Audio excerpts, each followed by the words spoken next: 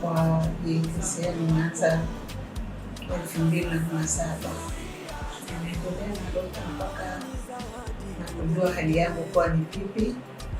Makolesterol yalikuwa juu, zilikuwa juu, lakini nimeweza kuelezwa na dokta nifanye nini, nile nini ili niweze kuwa sawa na kuishi. Nimefanya hivyo na sasa hivi nilikuwa nimeonekana kama nina sukari au diabetes, lakini nimefuata masharti daktari aliniambia na sukari yangu imekuwa normal, nimeokoa.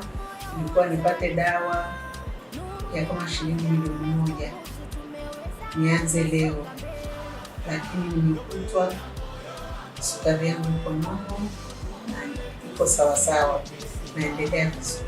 Diabetes sana yalikuwa ya jinsi ya kula chakula, kujiangalia na kufanya mazoezi na uwanja mkubwa wa kuzunguka. Alafu sehemu yangu ina mko kidogo kama kamlima.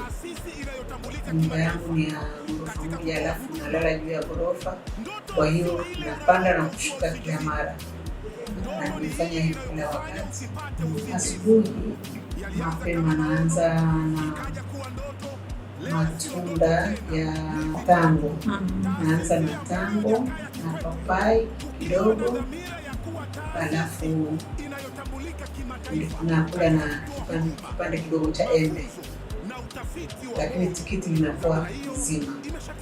Nakula na kikombe cha chai inaitwa mchai. Naweka mchai, naweka na mdalasini. Ndio chai yangu na ukunywa pamoja na tangawizi. Alafu nakuja saa 6 nakula kipande cha mkate, kipande kimoja cha mkate wa brown.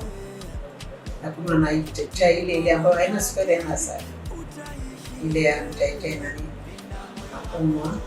Alafu nafanya mazoezi yangu na kufanya nini, kujiandaa nyumbani kwangu, kazi zangu za nyumbani. Alafu natengeneza chakula, nakula hicho chakula kwenye saa 10, saa 9, saa 10. Nakula kidogo sana, ugali au wali au ndizi. Ndizi si zaidi ya nusu ndizi, naichemsha nusu ndizi, lakini of course naweka karoti, naweka nini. Alafu nakula hiyo ni kama nimekula kitu cha mchana. Jioni saa 1, saa 12 mpaka saa 1 nachukua tena tango moja, papai tena na embe kama niko, lakini sio lazima embe kwa sababu nilikuwa naona sukari itakuwa juu. Kwa hiyo nakula hayo matunda na kile kikombe tena cha kiachi na kunywa, lakini nakuwa sasa na shida. Na lala kwenye saa 3:30 sana mpaka asubuhi nitarudia tena. Naomba watu wazingatie mlo na maongezi na ushauri wa daktari. Mazoezi ni lazima, hata kama unaumwa, maana mimi ni mgonjwa wa moyo, lakini ukishindwa kufanya mazoezi madogo, sikimbii hasa natembea tu, nasunguka. Bahati nzuri uwanja wangu ni mkubwa, alafu kuna mahali pana mwinuko, alafu ndio nao kama unapanda ngazi unashuka, una hata ile inakufanya unakuwa na fatigue. Lakini nafanya hivyo. Ndio watu wafanye mazoezi na chakula hasa.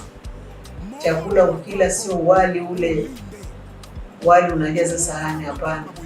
Hata vijiko vile anapokula mtu chakula, kuweka bamia zako, umeweka mchicha wako, kipande cha samaki kama unaye samaki kidogo unakula.